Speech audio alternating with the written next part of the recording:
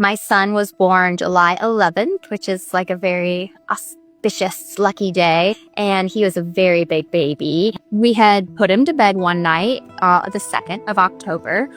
Everything was fine. And so he woke up like clockwork at midnight, ready for that bottle. When we tried to give it to him, he wasn't taking it. And then I would switch and try to breastfeed him instead, but that wasn't working either. And it was just, he would act like every time he would need to swallow the milk, he couldn't get it down. And he would shake his head back and forth. So I'd take him into the room to change his clothes and turn on the light, and his mucus had like a burnt red, bloody tinge to it. And we got Sawyer out of bed, packed everyone up, and we have a walk-in ER just a couple of blocks away. So we ran straight there, and we sat and looked at the chest x-ray together, and his vitals were fine, and we were off to the children's hospital. And then a couple hours later, a full team of doctors came in, and they said, we need to sit you down. We have some hard news. But they said, we found multiple fractures in your son's body at various stages of healing,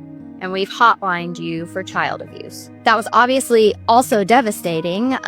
We nowhere in our world had ever anticipated hearing anything like that. We knew, obviously, we had never this child. And they said they were going to have to bring in Child Protective Services. The hospital had already made up their mind that Finnick was abused and that we were the ones who did it.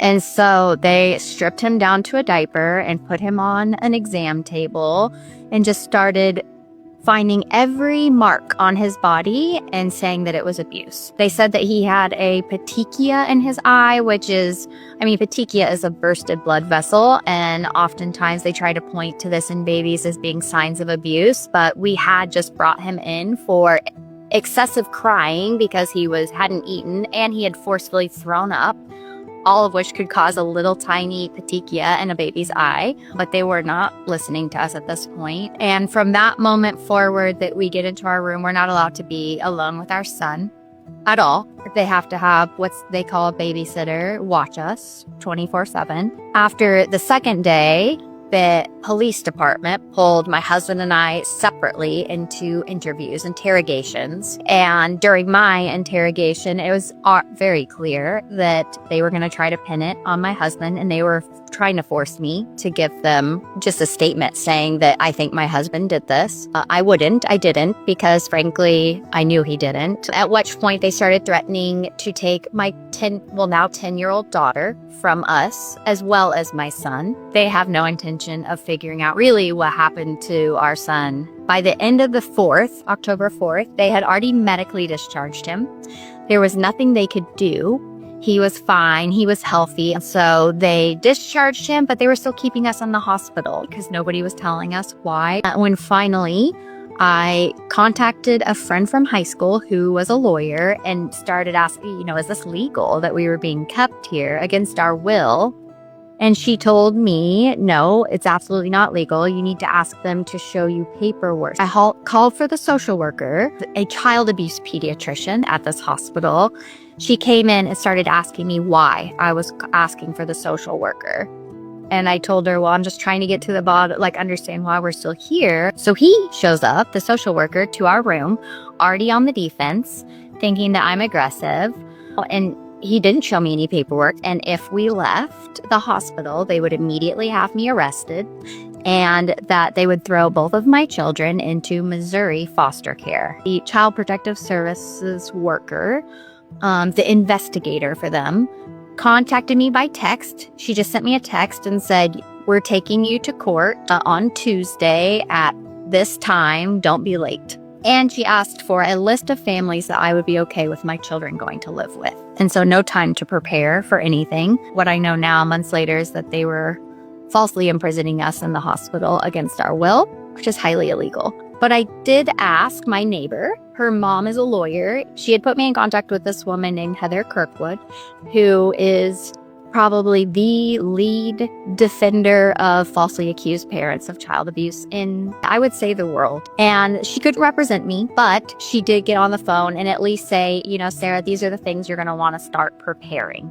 You need to go get this paperwork, these files, this and this and this. Because when we did get a hold of this lawyer finally, he was no help. whatsoever. We walked into this TOC hearing on October 8th, having no idea what to expect. And we had also already had a very early review of the x-rays, and I passed them to Heather, but she did show them to a couple of her radiology friends. And both of them came back to say, I'm concerned there are not as many fractures as they are claiming at this hospital. We're not seeing them.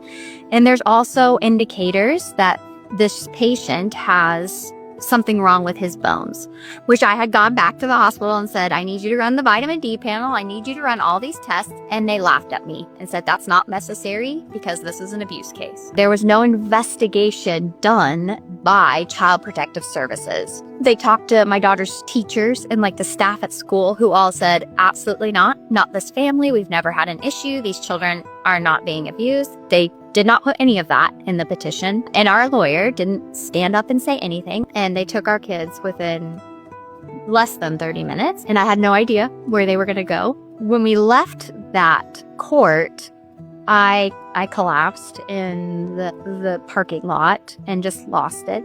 And so we found out later this house that they were going to be staying in, and it happened to be my old boss at an old job. I felt relief, but it was momentary relief because I still didn't have a chance to talk to my daughter and tell her what was happening than she was herself. It was horrible saying goodbye. Then I watched him drive away. And Heather Kirkwood, who I had been working with, she was ready to jump in and work with the lawyer I had hired to do all of these things. We had to get a second opinion. She immediately was saying, we have to get an official second opinion on the scans. And so I knew that the next step was going to be finding a new, better lawyer immediately. We finally found a defense attorney, and she jumped in immediately to help us figure out what was going on. To this day, we still don't have a full medical file from this hospital. Even after it was requested from the courts, it was requested from lawyers. The first 2 weeks, I think, that the kids were gone, we were only allowed to see them at the foster care company under supervised watch for 2 hours. So that's not enough time to see your kids. Wasn't allowed to talk to them on the phone. And Child Protective Services, they decided, okay, we guess grandma is okay now. She's off the investigation list.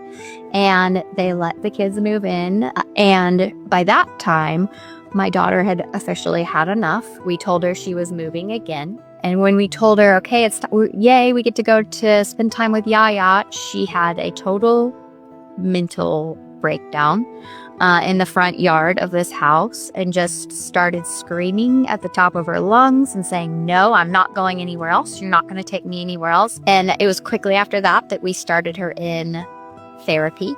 From there, we were all relieved because at least the kids were with my mom. My mom lives in a tiny 1-bedroom apartment, but we were together and we were allowed to be around them as long as my mom was in the environment. And we did that until April. And in the background, remember, we're still trying to get our records from the hospital so that we can get an official second opinion.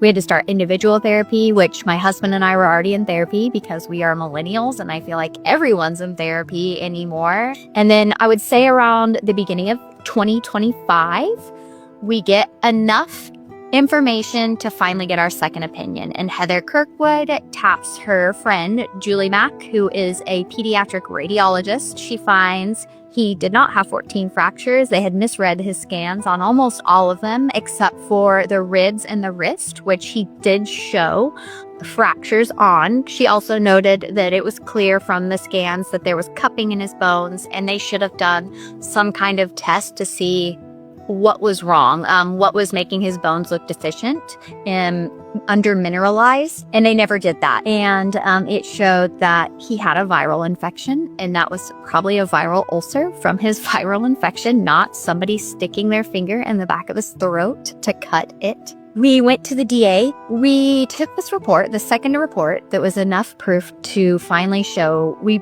did not abuse our son, and the prosecutor did not even want to read the report. The prosecutor also agreed, happy to drop everything, but the judge said, no, Somebody's going to have to explain to me why this child had a body full of fractures, why he was fighting for his life essentially in the hospital. Somebody's going to have to give me a clear explanation. At which point, we have a second opinion in hand and nobody raises their hand to talk about it. And so that was about the time that I got furious. And I was like, okay, well, if nobody's going to listen to us, then I'm going to go home and make a TikTok about our story. And I just let everything out. And within 24 hours, it had 1 million views and people were flooding my comment section and my DMs to say it happened to me too. In April, we finally were able to be reintegrated as a family. So April of 2025, we all moved back into our home under one roof and we were allowed to be around the kids. We assumed all responsibility, financial and otherwise, of the children at that point. But DCS still refused to give us custody back. And we prepared for our next hearing, which was in May, I believe. Within 5 seconds, it was like my daughter was in the courtroom and she agreed right then and there to drop our case. So we get to September, everything's dropped and we're allowed to essentially go back to our lives. And then what I use it for now is telling everybody else's stories because I have so many. Nobody's ever going to say child abuse doesn't exist, but these CAPs or child abuse pediatricians, they call themselves specialists. So the belief is that they can see a fracture and know it's abuse. And they're bringing a lot of criminal charges on innocent people and innocent families because of this. And so now I have incidentally found myself deep embedded into this fight against the medical misdiagnosis of child abuse. We're a year out of this, over a year out of this now, and we're back in our home and we're happy. And my son is big and thriving and running around the house and saying a new word every single day. And my daughter is, she's adjusting and we're getting through, fighting the trauma that has happened to her and to our family. It will never be the same. I would say safely that we all have PTSD after this and we'll never trust a hospital ever again after this.